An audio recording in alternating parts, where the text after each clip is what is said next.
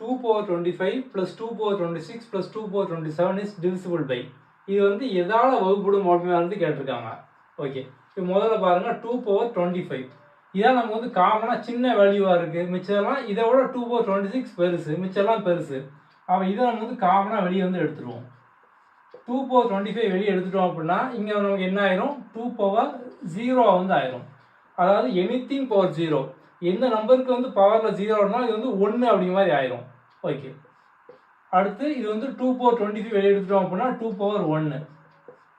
இது 2 power 2. இது 2 power 0 அப்படின்னா 1, 2 power 1 2, 2 power 2 4, 2 power 25, 1 plus 2 3, 3 plus 4 அப்படிங்கிறது 7. ஓகே.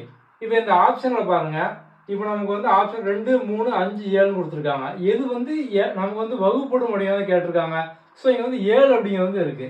அப்போ நமக்கு இந்த ஆப்ஷனில் 7 வந்து இருக்கு. இந்த 7 வந்தால் மட்டும் நமக்கு வந்து எக்ஸாக்டாக கேன்சல் ஆகும். அப்போ 7 தான் பார்த்தோம் அப்படின்னா வந்து ஆன்சர். இப்போ சப்போஸ் இங்கே 5 வந்துருந்தது அப்படின்னா நமக்கு 5ஆல் தான் எக்ஸாக்டாக வந்து வகுப்படும். அப்போ 5 வந்து ஆன்சர். அவ்வளோ சிம்பிள். இப்போ இங்கே 7.